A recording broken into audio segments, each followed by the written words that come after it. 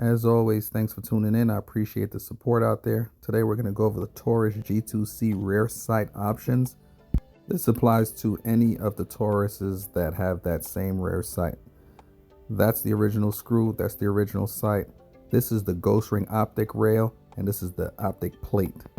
They all have their advantages. The original one is very small, compact, and if you put it next to the optic plate, you can noticeably see how small it is compared to the optic plate, which gives you a couple more options. The picatinny rail itself, if you put that up against the optic plate, you can see it's another noticeable difference. The original optic plate that comes with this for the rear sight is plastic, slides right into place like a glove.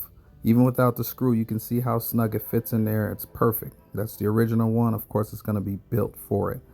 Next, when you slide in the optic picatinny rail, it has a very tight fit as well, but it just gives you another option.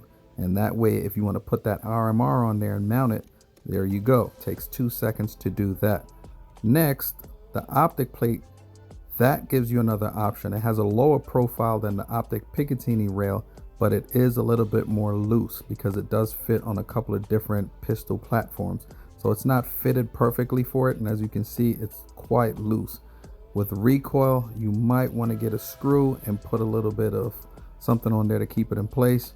With the original optic rail, that's not a problem. With the picatinny rail, that's not a problem. The noticeable difference is just how lightweight the original is compared to everything else.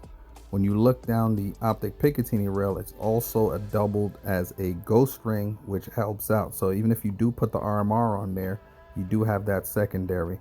The optic plate, the advantages that it does is it's much lower profile. So if you put a red dot on there, it gives you a better looking profile, kind of more compact, while the optic rail sits a little bit higher because it does give you that second advantage of having that ghost ring kind of built into it.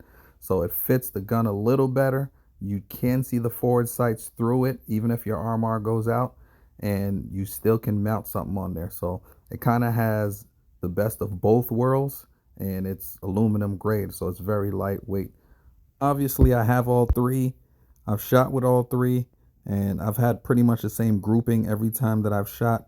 The only advantages really is that the optic ghost ring picatinny rail gives me that second option. So if you're looking for something with those options, then that's what I would utilize. But like I said, I have all three and I utilize all three. If you're interested, the link is in the description.